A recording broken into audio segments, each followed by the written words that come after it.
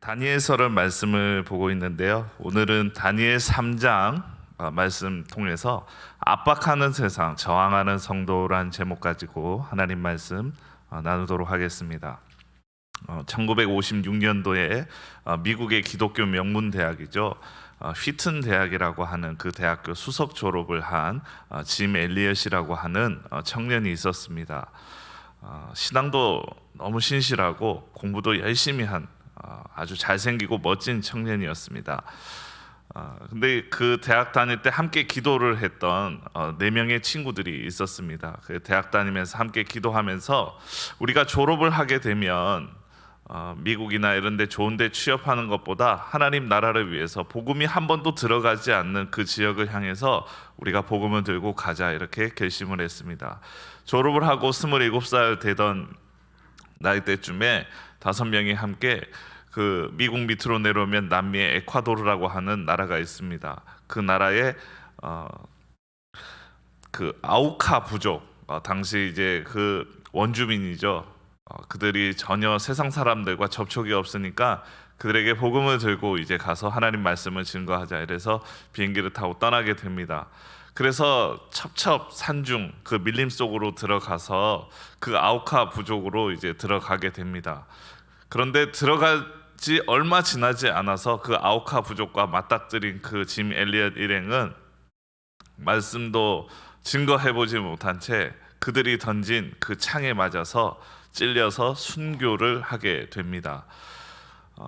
그 이야기가 이제 미국 전역의 뉴스로 나왔고, 어느 한 신문에서는 거룩한 낭비다, 젊은 청년들이 왜 거기에서 그렇게 낭비하면서 아까운 목숨을 버렸느냐, 이런 말들이 많았습니다.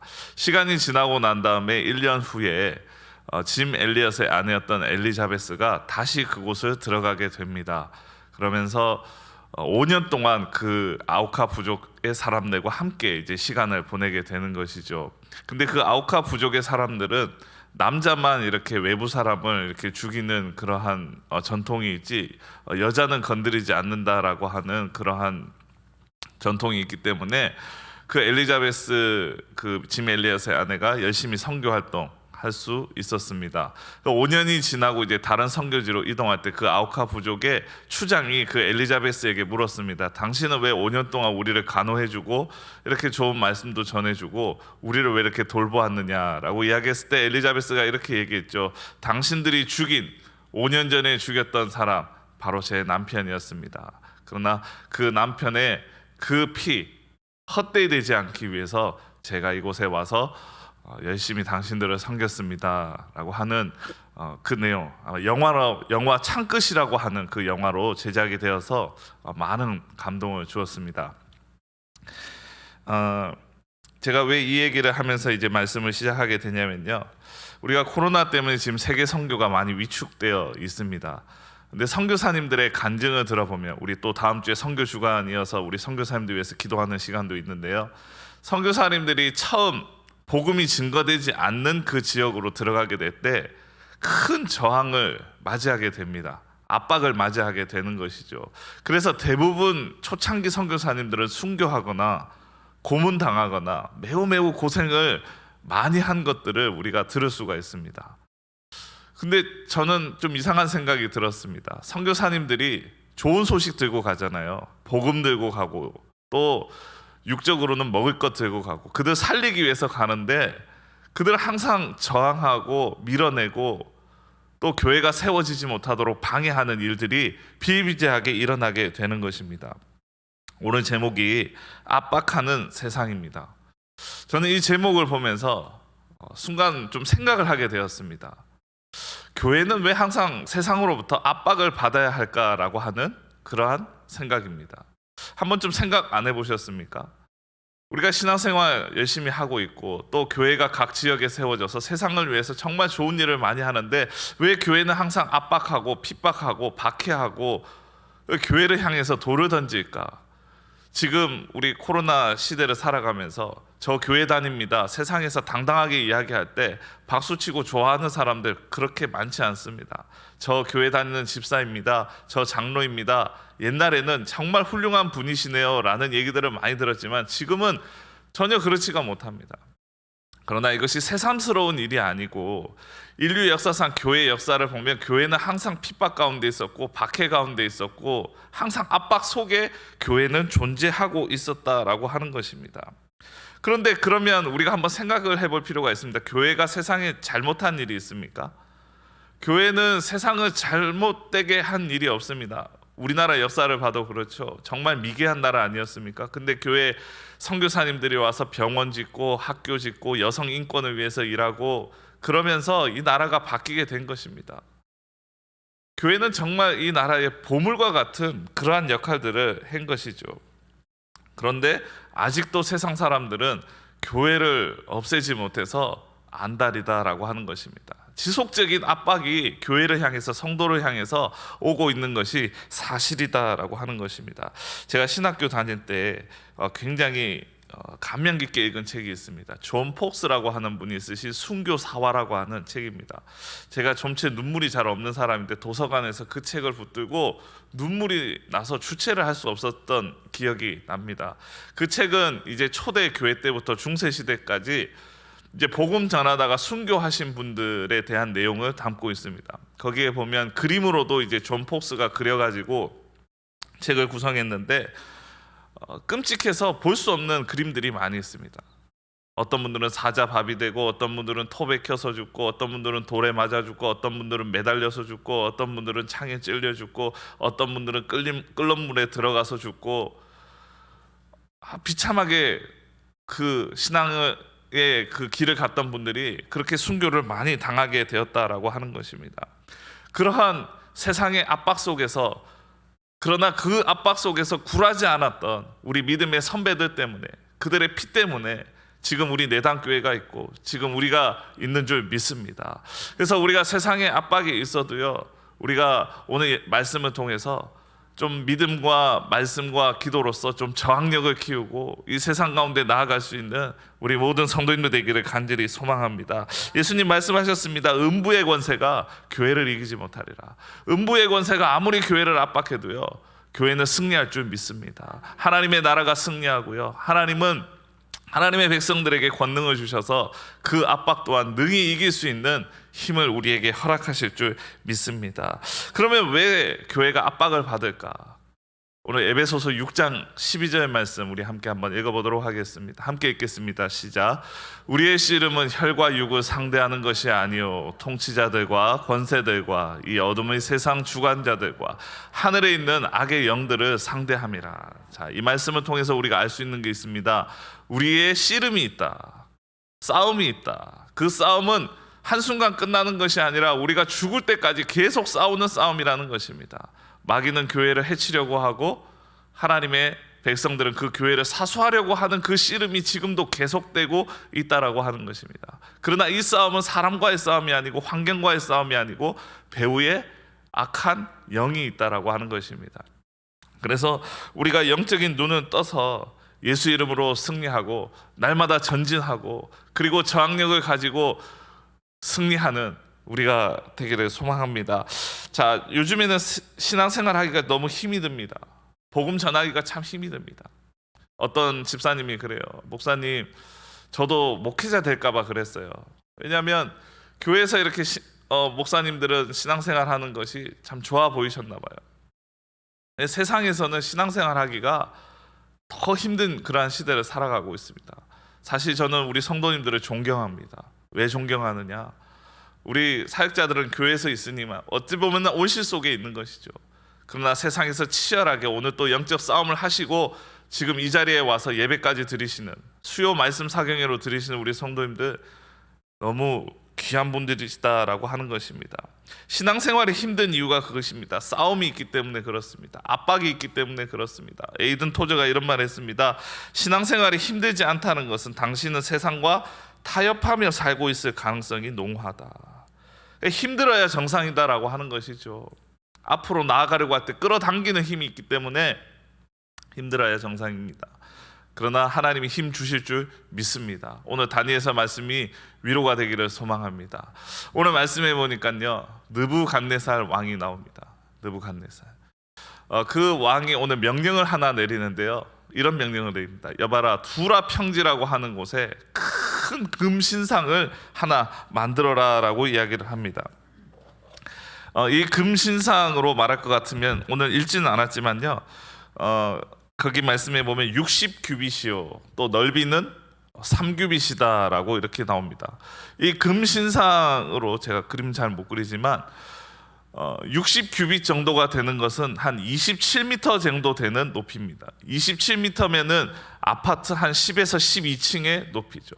어마어마하게 큰 그 신상을 세웠습니다. 넓이로는 한 3m 정도 되는 넓이로 세우게 되었습니다. 이러한 큰 금신상을 세워가지고 사람들로 하여금 이제 절을 하게 만들었습니다. 오늘 우리가 읽었던 이 다니엘서 3장 말씀, 느부갓네살이 등극한 지 재위한 지 한 20년 되었다라고 추정을 하고 있습니다. 이 느부갓네살 왕의 성격이 어떤 사람이었냐면 정복 야욕이 굉장히 큰 왕이었습니다. 제국을 만들고 싶은 그 야욕이 있었던 것이죠. 그래서 왕으로 등극하고 난 다음에 20년 동안 치열하게 계속적으로 쉬지 않고 전쟁했던 왕이 바로 느부갓네살 왕이었습니다. 그래서 땅을 많이 넓혔습니다. 많은 나라들을 정복했습니다. 이제 제국을 만들었습니다.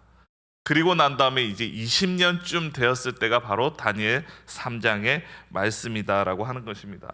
자, 힘과 권력을 얻었습니다. 사람이 힘과 권력을 얻으면 그 다음에는 무엇을 얻고 싶죠? 명예를 얻고 싶은 것입니다. 사람들에게 존경을 받고 싶은 것이죠.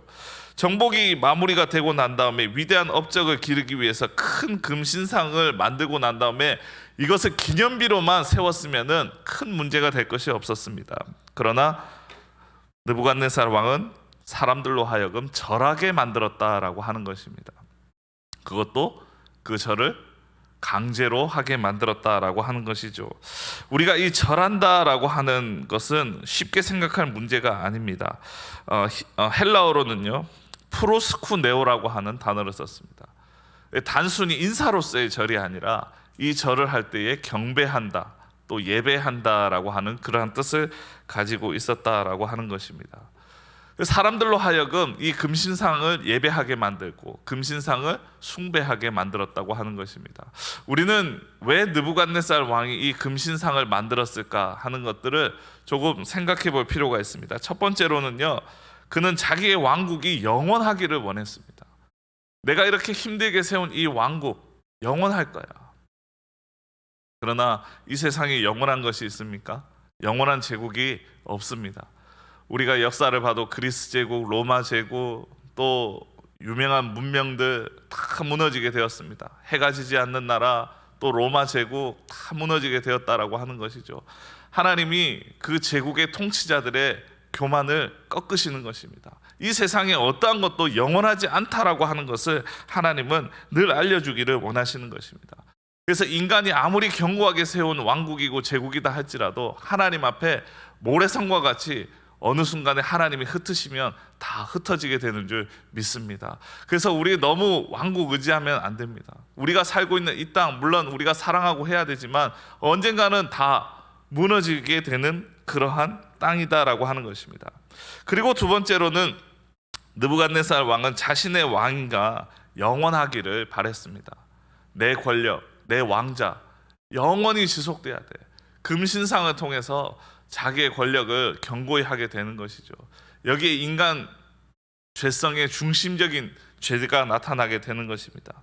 내 인생의 주인, 내가 왕이야. 하나님을 왕으로 모시지 않고 인생의 주인은 내가 왕이 되어서 그렇게 살아가기를 원한다라고 하는 것이죠. 세 번째로는 모든 사람이 다 절을 하게 하여서 제국의 통일성을 유지하게 만들었습니다. 혹시 이러한 신상을 보니까 생각나는 나라가 있지 않습니까? 지금도 이러한 신상 앞에 절을 하게 만드는 나라가 있습니다. 멀지 않습니다. 여기에서 차 타고 5시간만 가면 북한이라고 하는 나라에 김일성 동상을 크게 만들어 놓고 그 옆에 김정일 동상을 크게 만들어 놓고 주기적으로 거기에서 절하게 만들고 있습니다. 굉장히 너무나 지금 안타까운 일이죠. 우리가 기도함으로 그 동상들이 다 무너지게 될 줄 믿습니다. 우리가 기도해야 하는 것입니다. 그 북한 땅에 그 김일성 동상이 무너지고 그곳에 다시금 교회가 세워지는 그날을 기대하며 나아가는 우리가 되기를 소망합니다. 그래서 모든 사람이 한 곳에 절을 하게 되면 사람들이 하나로 묶어지게 되는 것입니다. 한 곳을 향하게 되는 것이죠. 그것을 통치 수단으로 삼고 나아가게 되는 것입니다. 그러나 이러한 압박 속에서, 이러한 절을 하지 않으면 죽이겠다라고 하는 압박 속에서 저항하는 세 사람이 있었습니다. 그 사람이 오늘 말씀해 보니까 세 사람의 이름이 나오는데 이름이 뭡니까? 사드락과 메삭과 아벳느고입니다. 근데 이 이름은 그 바벨론식의 이름이지 원래 히브리식의 이름이 아닌 거 다 아시죠? 원래 이름이 있었습니다. 사드락의 이름은 하나냐라는 이름을 가지고 있었고, 메삭은 뭡니까? 미사엘이라는 이름을 가지고 있었고, 아벳느고는 뭡니까? 이사야라는 이름을 아샤야라는 이름을 가지고 있었습니다. 이들이 바벨론에 와서 사드락, 메삭, 아벳느고로 이름이 바뀌었다라고 하는 것은 너희들이 이제는 히브리적 사고를 버리고 바벨론 사람과 같이 되라라고 하는 압박 속에서 이름이 바뀌어진 것입니다. 단순히 이름만 바뀌어진 것이 아니라 너희의 히브리의 그 신앙을 다 버리고 바벨론의 문화를 따르고 바벨론의 신들을 따르고 바벨론 습성태로 너희들이 살아가라라고 하는 그것이 바로 느부갓네살 왕이 말하는 핵심이다라고 하는 것이죠. 그래서 이러한 압박 속에서 살아갔던 사드락, 메삭, 아벳느고는 그 안에 있었지만은 그곳에서 하나님의 말씀대로 불의에 저항하면서 불순종에 저항하면서 승리하는 신앙인이 되었다라고 하는 것입니다. 우리의 신앙이요, 때때로는 요즘에 너무 수도원적인 신앙으로 가려고 하는 분들이 계십니다. 세상이 너무 힘드니까 교회에서 그냥 찬양하고 기도하고 그 안에서만 살아야지 이렇게 생각하는 분들이 있습니다. 그러나 하나님은요, 우리가 세상 가운데 나아가기를 원하십니다. 세상 한복판에 죄악의 중심 가운데 나아가서 그곳에서 하나님의 이름을 높이기를 원한다라고 하는 것입니다. 자, 오늘 계속적인 압박이 시작이 되는데요, 오늘 세 가지의 형태로 압박을 시작하게 됩니다. 첫째로는 권력으로 압박을 하게 됩니다. 당시의 왕이라고 하는 것은, 고대사의 왕의 권력은 절대적입니다. 지금의 대통령과의 권력과는 비교할 수가 없는 것이죠. 그래서 왕의 말 한마디에 사람이 죽고 사는 것은 비일비재한 일이었습니다. 그러한 최고 권력자가 어떠한 일을 추진하고 밀어붙이면은 일개 백성으로서 그것을 이겨낼 수 있는 힘을 가진 사람은 아무도 없습니다. 소위 말해서 저항할 수 있는 힘이 없다라고 하는 것이죠. 게임이 안 된다는 것입니다. 로마 시대 때를 봐도 황제들이 극심한 핍박에 있었습니다. 네로 황제나 갈레리우스 황제는 황제에게 절하지 않으면 그날로 참수형을 시키고 사자밥이 되도록 하였다라고 하는 것입니다. 자, 우리가 살고 있는 이 시대도 권력이라는 형태를 가지고 압박이 올 때가 있습니다. 또 향후에 더 큰 압박이 우리에게 밀어 닥치게 될 수도 있습니다. 그러나 우리 하나님의 백성들이 생각해 볼 문제가 있다라고 하는 것입니다. 우리가 하나님의 뜻이 아니라면 이 세상의 어떠한 큰 권력 앞에서도 저항할 수 있는 그러한 성도들이 되어야 될 줄 믿습니다. 대통령이라도 틀린 말을 한다면, 대통령이라도 하나님 말씀에 어긋나는 말을 한다면 아닙니다. 그거는 우리가 따를 수가 없습니다. 우리가 모든 권위에 순종하지만 그건 아닙니다. 우리는 그 명령에는 따를 수가 없습니다라고 노를 외칠 수 있는 우리 모두가 되기를 간절히 소망합니다. 구약에 보면은요, 두 가지 직분이 나오는데 한 가지는 제사장입니다. 제사장이라는 직분이 있습니다. 또 한 가지는 선지자라고 하는 직분이 있습니다. 제사장은 뭐 하는 일입니까? 제사 드리고 하나님과의 관계를 회복시켜주고 복을 빌어주는 일들을 하게 됩니다. 그러나 선지자들은 무슨 일을 하게 됩니까? 죄를 지적하고 회개를 외치고 하나님의 말씀을 받아서 당신들 이렇게 살면 안 된다고, 당신들 바른 길을 가야 된다고 교정시켜주는 일을 하는 것이 주로 선지자들의 일입니다. 교회의 역할에는 이 두 가지 역할이 다 있습니다. 제사장적 역할이 있습니다. 사람들에게 복을 빌어주고 하나님과의 관계를 회복시켜주고 하나님께 나아가도록 돕는 역할, 교회의 역할이죠. 그러나 또 한 가지의 역할이 있는데 그것은 바로 선지자적인 역할입니다. 이 세상이 잘못된 부분을 하나님의 말씀을 들고 당신들 지금 잘못 가고 있다고, 이것은 지금 하나님의 말씀에 위배되는 일이라고 이야기해주는 선지자적 역할이 교회에 반드시 부여되어 있다라고 하는 것입니다. 그러나 우리가 살고 있는 지금 우리의 교회의 모습은 제사장적 모습은 여전히 많이 남아있는데 선지자적 모습이 너무나 많이 사라졌습니다. 죄를 죄라고 이야기하지 못하고 잘못된 것을 잘못됐다고 이야기하지 못하고 모든 사람이 지금 악으로 가고 있는데 거기에서 침묵하는 모습들이 너무나 많이 있다라고 하는 것입니다. 우리는 아닌 것을 아니라고 명확하게 이야기할 수 있는 그러한 용기가 있게 되기를 간절히 소망합니다. 아닙니다. 그럼 가면 안 됩니다. 동성애 문제에 있어서도 확실하게 우리가 얘기를 할 수 있게 되기를 바랍니다. 세상 모든 사람이 손가락질해도 그것으로 인해서 손해가 오고 감옥에 가고 그것으로 핍박이 오고 우리에게 박해가 온다 할지라도 하나님의 말씀이 아니라고 한다면 그것은 끝까지 아니다고 이야기할 수 있는 제2, 제3의 선지자들이 이곳에 나오게 되기를 간절히 소망합니다. 그래서 권력이라는 압박을 통해서 사람들을 몰아붙이니까 거기에 대해서 저항할 수 있는 사람이 없습니다. 자기 목숨 소중하지 않은 사람 없죠. 전부 다 절을 하게 되는 것입니다. 두 번째로 또 압박을 하게 되는데 어떤 압박이냐면 통일성이라고 하는 압박을 하게 됩니다. 오늘 말씀 2절 보시겠습니다. 2절은 우리가 읽진 않았습니다. 우리 함께 한번 읽어보겠습니다. 시작. 느부갓네살 왕이 사람을 보내어 총독과 수령과 행정관과 모사와 재무관과 재판관과 법률사와 각 지방 모든 관원을, 여기까지요. 3절 읽겠습니다. 이어서 이에 총독과 수령과 행정관과 모사와 재무관과 재판관과 법률사와 각 지방 모든 관원이, 여기까지. 자, 여기에서 중요한 것이 있습니다. 총독, 수령, 행정관 쭉 나오는데 2절, 3절 반복되는 단어가 있습니다. 모든 관원과 이렇게 나옵니다. 자, 5절 이어서 한번 읽어볼까요? 함께 읽겠습니다. 시작. 너희는 나팔과 피리와 수금과 사명금과 앙금과 생황과 및 모든 악기 소리를 들을 때에, 이렇게 나옵니다. 7절에도 모든 악기, 모든 관원, 15절에도 모든 악기, 모든이라는 단어를 썼습니다. 이 모든이라고 하는 것은 당시 바벨론 제국에 단 한 사람도 빠짐없이 다 금신상 앞에 절을 해야 된다라고 하는 것을 빗대어서 이야기를 하는 것입니다. 모든 관원, 모든 악기, 모든 것을 총동원하여서 단 한 사람도 빠짐없이 금신상 앞에서 절해야 된다라고 이야기를 하는 것입니다. 그러한 통일성이라고 하는 압박, 우리가 살다 보면 그렇죠. 모든 사람이 다 그 길을 가고 있는데 나만 혼자 다른 길을 가고 있으면 내 마음이 좀 어떻습니까? 내가 지금 잘못 그 길을 가는 거 아닌가? 내가 지금 좀 잘못 사는 거 아닌가? 우리 식당에 가도 그렇잖아요. 모든 사람이 짜장면 먹겠다는데 나 혼자 볶음밥 먹겠습니다. 나 지금 뭔가 좀 이 모임을 해치고 있는 거 아닌가? 이런 생각을 하게 됩니다. 사람은 동질성 안에서 안정감을 누리게 되어 있습니다. 모든 바벨론의 사람들이 너나 할 것 없이 그 금신상 앞에 절하고 있을 때 저항한다는 것은 쉬운 것이 아니죠. 신사참배를 반대했던 우리 주기철 목사님이 그 자기의 회고록에서 가장 자기를 힘들게 했던 것이 무엇인지에 대해서 이렇게 적어놨습니다. 제가 읽어드리겠습니다. 주기철 목사님, 그를 힘들게 한 것은 일본 경찰이 아니었습니다.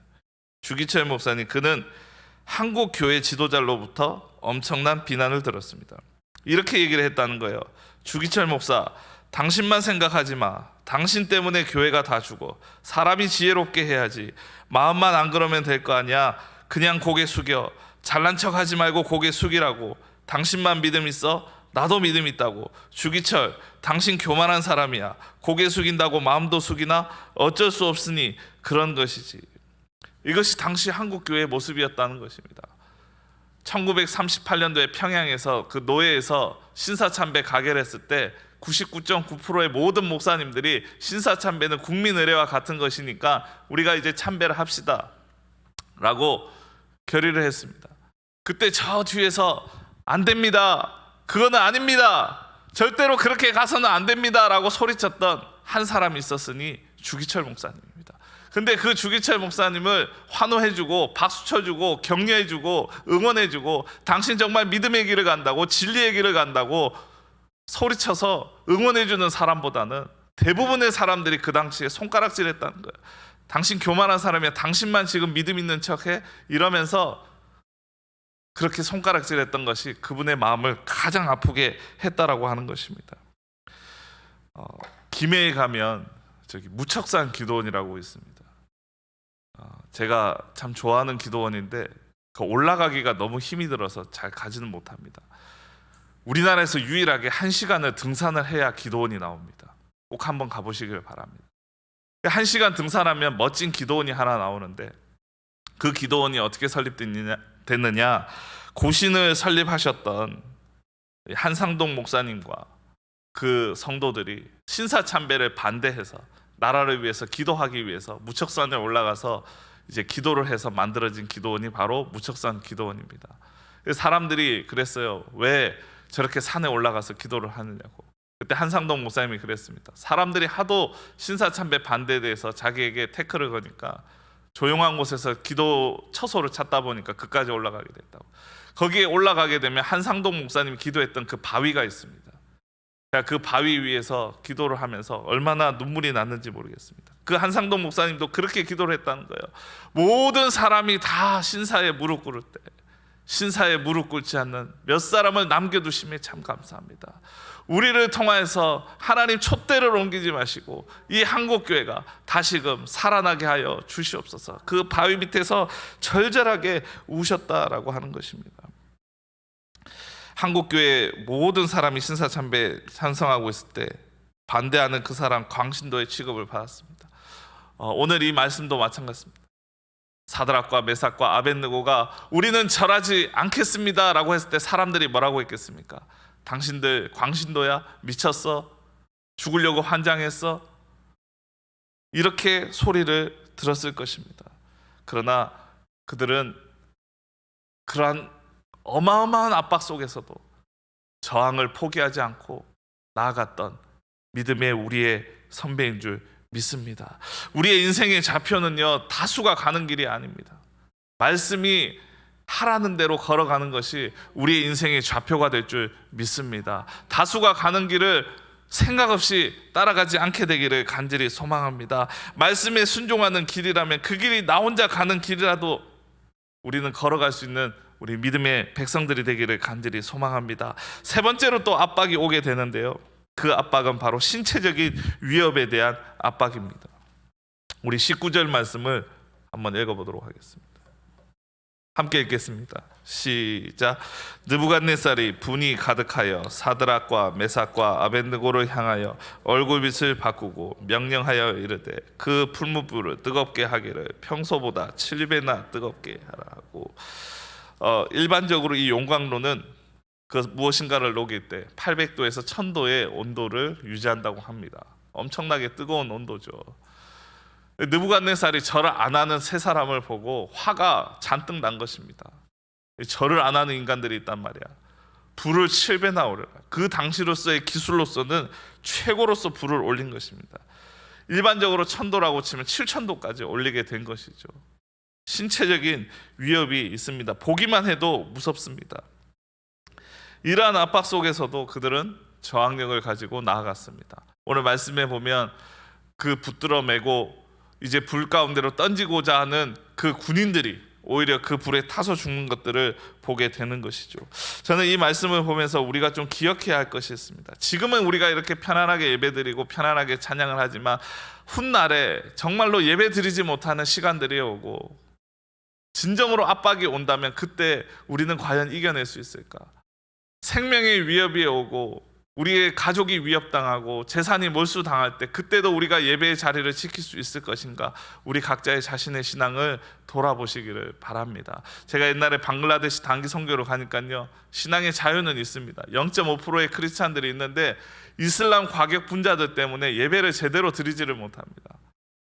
밖에서는 돌이 날라오고요, 어떨 때는 총소리가 나고요, 사람들이 막 죽어나가기도 하고 그런 일들이 비일비재합니다. 그런데 그 소수의 크리스찬들이 포기하지 않는 것이 있는데 예배를 포기하지 않더라고요. 왜 포기하지 않느냐? 예수 그리스도께서 우리를 위해서 십자가에 죽으시고 그 피값으로 자녀 삼아 주시고 그것에 감격하여 하나님께 예배드리는데 어찌 우리가 그것을 포기할 수 있으랴 하면서 열심히 예배드리는 모습을 보았습니다. 우리가 앞으로 훗날을 위해서라도 믿음의 저항력을 키울 수 있는 우리들 되기를 간절히 소망합니다. 환난이 오고 핍박이 오고 고난이 올 때 그때도 이겨낼 수 있는 자생력을 가지고 야성을 가지고 나아갈 수 있는, 저는 우리 믿음의 백성들이 되기를 소망합니다. 그런데 우리 청년들을 봐도 그렇고 제 모습을 봐도 그렇고 너무나 영적인 약골이 되어 있습니다. 조그마한 시험이 오고 시련이 와도 그냥 포기를 해버리는 것입니다. 믿음을 포기하고 예배를 포기하고 기도를 포기하고, 그래 괜찮아, 다음에 하면 되지, 다음에 하면 되지, 좀 더 상황 좋아지면 하면 되지.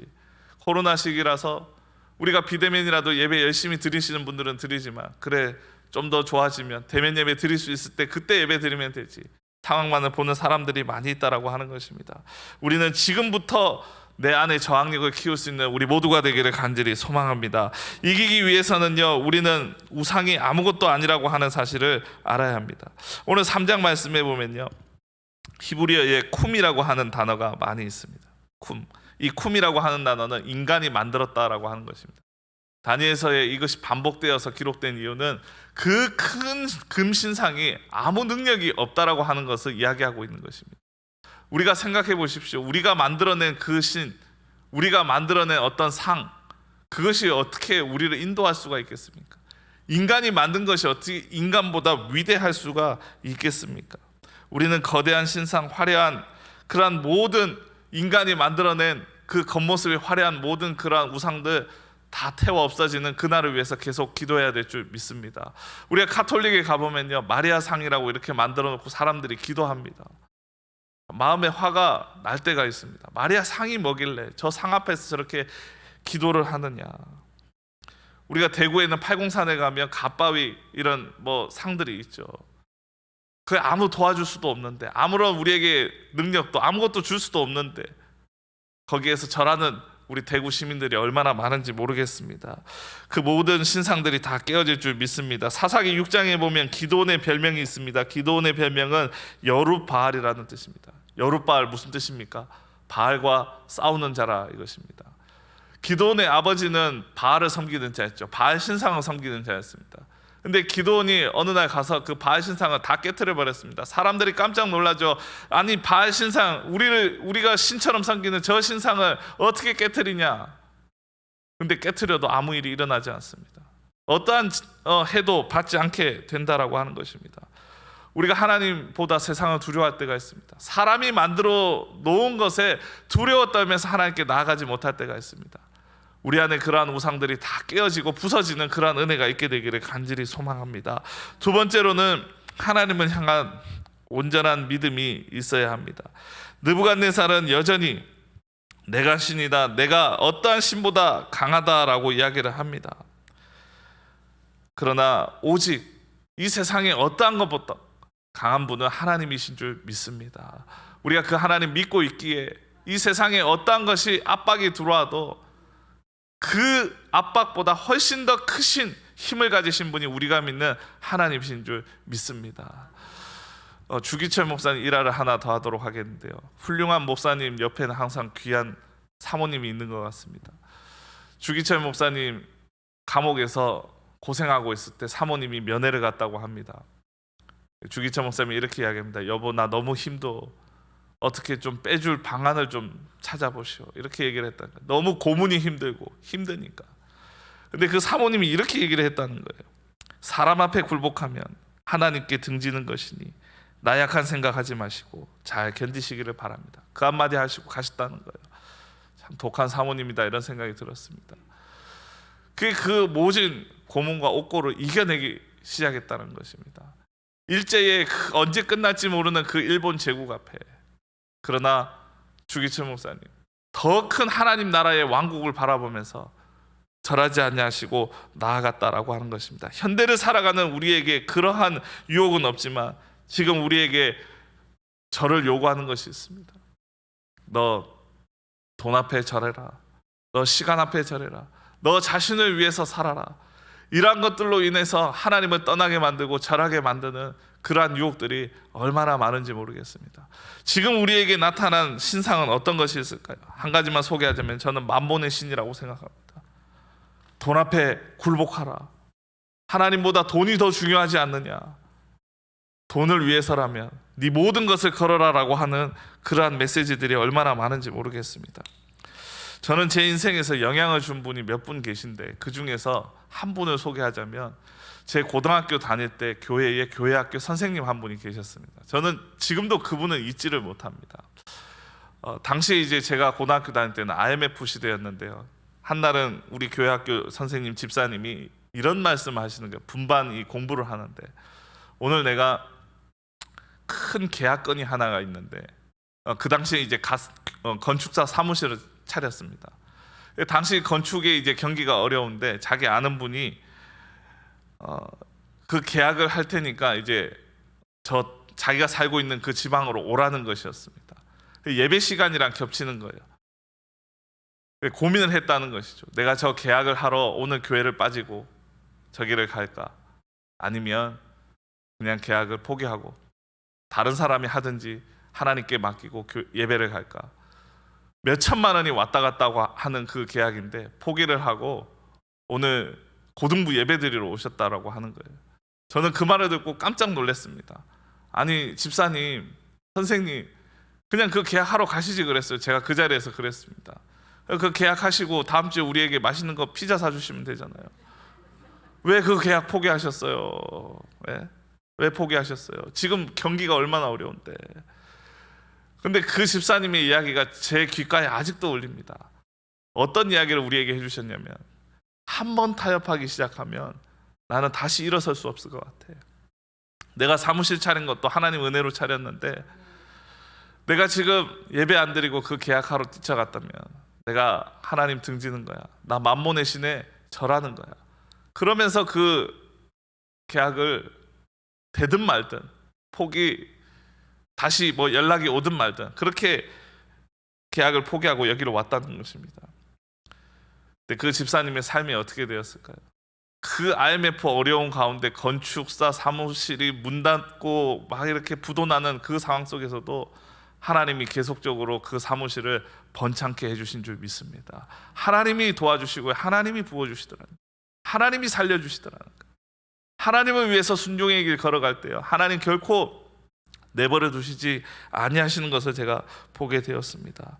저는 우리의 모든 현대를 살아가는 우리 모든 성도님들, 저는 우리에게 있어서 각자의 신들이 다 있다고 생각합니다.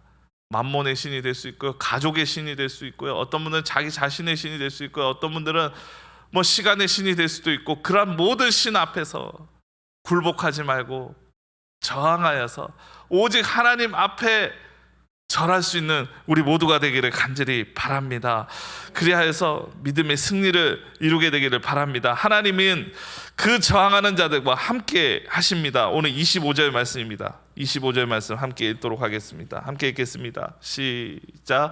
왕이 또 말하여 이르되 내가 보니 결박되지 아니한 네 사람이 불 가운데로 다니는데 상하지도 아니하였고 그 넷째의 모양은 산들의 아들과 같도다.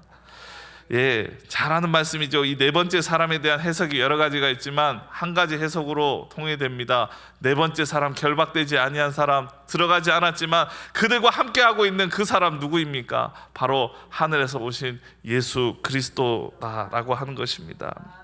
믿음의 선한 싸움을 하는 자들과 주님이 함께 하실 줄 믿습니다. 그곳에 풀무불에 들어가는 자들과 주님은 외면치 아니하시고 그 풀무불에 들어가서 함께 고난과 어려움과 그 핍박 속에서 함께하는 하나님이신 줄 믿습니다. 우리의 모든 순종의 걸음 하나님이 보고 계십니다. 너 힘든 거 알지? 너 이렇게 나를 위해서 걸어가고 있는 거 안다. 그러나 너 혼자가 아니다. 내가 함께하고 있다. 내가 너를 붙들고 있다. 내가 네 옆에 있다 라고 우리에게 말씀을 하고 있는 것입니다. 엘리야가 말했습니다. 하나님, 나 혼자 남았습니다. 지쳤습니다. 포기하고 싶습니다. 하나님이 말씀하십니다. 바알에게 무릎 꿇지 아니하는 7,000명을 내가 남겨두었다라고 이야기하십니다. 하나님은 이 어려운 때에 압박이 심해지고 있는 이 시대 속에서 지금도 저항 하나님의 말씀 붙들고 끝까지 저항하기로 결단하고 다짐하는 모든 하나님의 백성들 가운데 지금부터 영원까지 함께 하시고 능력 주시고 그리고 이겨낼 수 있는 힘과 권능을 주실 줄 믿습니다. 하나님께서 여기 계신 분들을 통하여서 믿음의 걸음을 걸으며 압박을 이기기로 결단하는 우리 모든 성도님들 통하여서 다시금 교회를 살리실 것입니다. 가정을 살리시고 다음 세대를 살리시고 하나님께서 일으켜 세우실 줄 믿습니다. 그 믿음 가지고 오늘 또 내일 또 말씀 붙들고 이 세상 저항하여서 승리하며 나아가는 우리 모든 성도님들 되기를 간절히 소망합니다. 우리 시간 함께 기도하시겠습니다. 하나님 아버지, 참 감사합니다. 하나님, 빛과 어둠에 또 하나님의 백성들 이 영적인 치열한 전투 속에 살아가고 있지만 하나님, 우리를 버리지 아니하시고 함께 하셔서 늘 승리할 수 있도록 우리 곁에서 도와주고 계신 사실 늘 바라보며 나아갈 수 있는 우리 모든 성도님들 되게 하여 주시옵소서. 믿음 잃지 말게 하여 주시고 날마다 말씀과 기도로 저항력을 키우며 압박하는 이 세상 속에서 승리하며 나아갈 수 있는 우리 모두가 되게 하여 주시옵소서. 감사드리며 예수님 이름으로 기도하옵나이다.